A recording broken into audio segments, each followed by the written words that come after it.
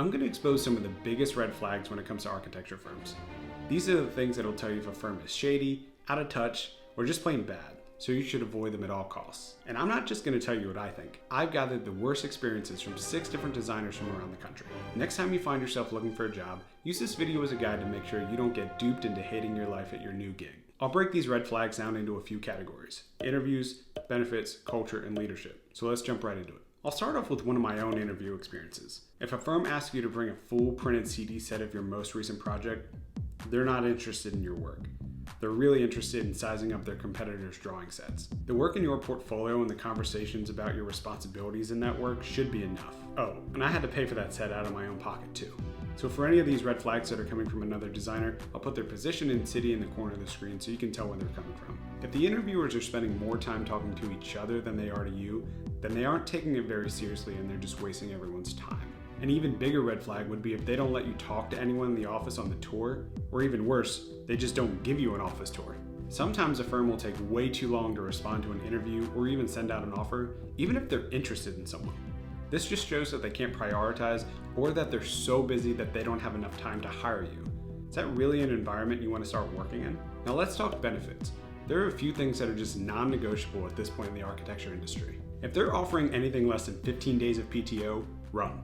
Even 15 days is on the low end. Make sure that they're going to support you in taking your AREs. This means pay time off for taking the exams, study materials provided, and being reimbursed for exam costs after you pass. This is such a standard in the industry right now that you should think twice about entertaining an offer from a firm that doesn't provide these benefits. Last up is parental leave. If they're offering very little maternity and/or no paternity leave, then they're probably really old school minded or just not aware of the current climate. Moving on to firm culture. One of the biggest things I heard from every designer I talked to is paid overtime. If they are not paying you overtime, they do not value your time. It is that simple.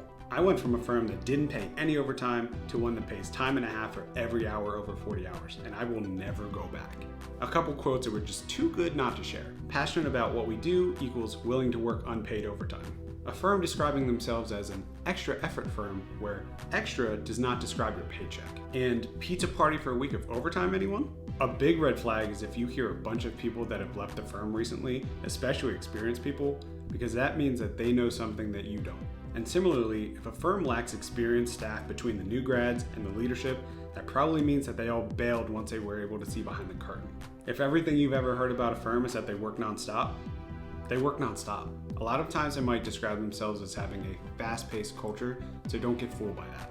And if a firm is going through bad growing pains, tread with caution. Some firms handle it better than others. On to the last category, leadership. Straight up, if a firm's leadership is all old white guys, you're in trouble. Even if they're not all old white guys, if they think the same, act the same, and have the same background, it's going to be very difficult for you to make any significant change in the future. It's a red flag if a firm is too top-heavy in leadership with little room for career advancement and is not transparent about how to move up. Good employers value their people and find opportunities for them to move into leadership roles. This is just not a good recipe for retaining top-tier talent. If the firm is not open to new ideas, younger employees coming out of school have a really strong sense of what they want, and they're willing to find a firm that will give it to them. A firm that isn't willing to change to meet current trends in business expansion, tools, or design thinking just won't survive. And finally, a firm that brags about how fast they brought everyone back to the office during the pandemic is a huge red flag. This means that they care more about profits than employee safety, and they didn't trust their employees to get their work done at home. Ultimately, if you don't trust your employees, doesn't that say more about your hiring practices and your ability to attract top talent?